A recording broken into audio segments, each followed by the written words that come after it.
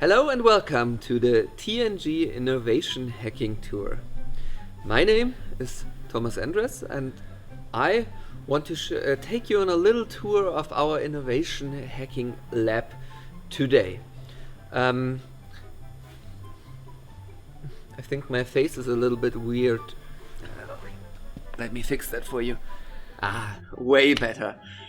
Okay. Before we start, we want to give you a short introduction into the innovation hacking team itself and how it all started. So, Martin Furch and me, back in the year 2013, started our endeavor with these little guys. So, this is a quadrocopter that we could control using these cameras. So, this is an Intel RealSense R200 camera. Quite old, but back then it worked pretty well and we could control the drones intuitively with our bare hands. Yeah, but time moved on and we switched our focus a bit over the time. So we started working with things like robotics, virtual reality, augmented reality, and more recently we also started to incorporate AI into our projects. And this is where we want to start today. And the first project we're going to introduce to you is this one. This is the so-called style transfer. Hi, Martin here, Intel software innovator and Intel black belt. So welcome to our showcase, Style Transfer. Here we have an expensive workstation and we have a virtual reality headset. There are two cameras integrated. We will film the environment and we will show this on this screen. Not interesting. Let's have a look to this painting. This is a painting called Optimism and Pessimism, and we train a deep neural network for several hours so that we can restyle everything in real time. Awesome! And now I will take the VR headset and it's amazing. I can see everything stereoscopically. Wow! So that you can follow us. What I'm seeing inside the virtual reality headset, we want to enable the real-time style transfer for you right now, and you will see a style which is called Kandinsky. But we can train several other styles. For example, the optimism and pessimism style. You see? Yeah, awesome. Now another style which is taken from a music video, which you might know. Yeah, this is taken from Aha. We just took 3 or 4 of those drawings of the music video. We trained the neural network and now we are inside this music video. And what happens if you ask your intern to train another style? Beans. Okay, that's it so far. Bye bye. Hello again. So, next thing we wanted to do, we didn't want everybody to use such a huge device, such a huge workstation. So what we wanted to do now is to go on the edge and create something with which you can still paint the real world as a work of art, but with an IoT device. And this is the result. This is a Polaroid camera. Here's the lens. Here's a Polaroid printer. And in the back we have a huge display. And this is now displaying the real world in this, and this time it's using Van Gogh style. And I can now take a picture of Jonas, and isn't it beautiful? Yeah, looks really beautiful. And now we can just print it, and within 1 minute we will have something like this. So this is one of the results, or we also have this little Now robot as a work of art. This still has a drawback, and I'll show you the drawback now. So as you can see here, every picture is still sent to this workstation and it is stylized there and sent back to the camera. So it's not really computing on the edge. So we still need some more IoT hardware here. And this is where Intel comes in handy, because they created this Intel Neural Compute Stick 2. And you can program that using OpenVINO, and you can do inference of neural networks directly on this hardware. And here you can see the results. So this is the second incarnation of the camera. It has a bit different Polaroid printer in front, but in the end it's working pretty much the same way, but now we have a standalone device. So without further ado, let's go to the next showcase, which will go to a different style of AI, in this case NLP.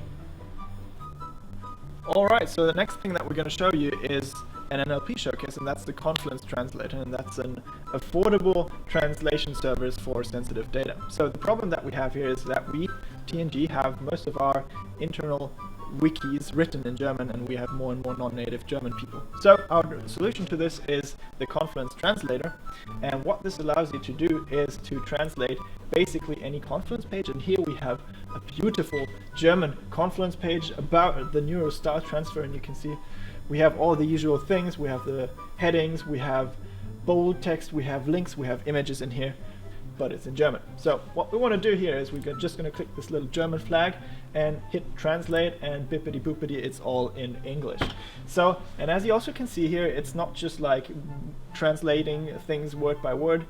The sentences still kind of make sense, and the reason for this is that we're using Facebook's WMT 19 model, which is part of the FairSec initiative, which is a state-of-the-art model for neurotranslation from one language to another.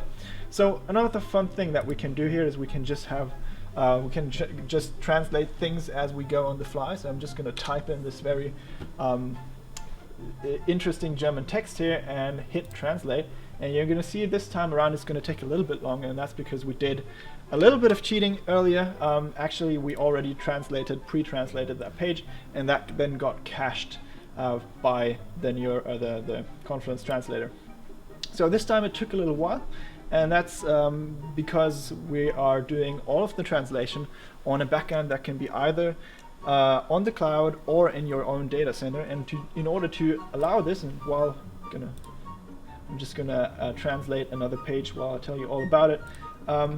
To make this as approachable and affordable for everyone, we sat together with Intel and our OEM partner Boston to optimize the translation to run on Intel CPU, and we do this using the Intel One API AI Analytics Toolkit. And this allows us to really provide a translation service on any kind of workstation that only has a CPU. So you don't need any kind of fancy acceleration hardware, and it allows you to translate your pages in adequate speed. And as you can see, we're just finishing translating of this beautiful page about Blobby's brain, and you can see it still works quite well even if you do it in the other direction. But that's basically everything for the Confluence Translator. I'm kind of curious to know about what exactly Blobby's brain is about, so I think Thomas is going to tell us all about it. Alright, now that we've had a look at computer vision, but also at natural language processing, let's have a look at a third type of AI, and this is reinforcement learning. For this kind of AI, we created our own little game, which is called Blobby VR. And Blobby VR is inspired by a 2000 game called Blobby Volley. There, two gummy bears are playing volleyball against each other. As stupid as this sounds, it was quite fun, and there were lots of people playing it, so we thought, how about bringing it to the third dimension? Let's have a look. So, when I put the headset on, I am now transferred into the third dimension, and Jonas is now able to see me as well. So if I wave my hands to him, he can see this. The game is completely controllable using hand tracking, and now let's just start. So I'll have to kick the ball with my head now, and whoa, that was a hard ball. As you can see, the game is playable via local area network but also via the internet. And it's quite fun actually if you're in it. So where does the AI come in? We created a bot which can play the game and behave like a human here. So we thought it would be a good idea to have something to train against, and this was done using the ML Agents library from Unity. Alright, enough for that. And let's move to the last frontier now, and this will be the human brain.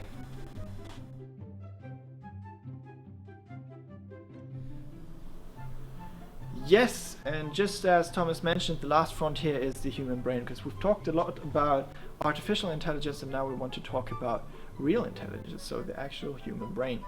So what we want to do here is to once again control a drone like this, but this time not using a 3D camera, but using our minds.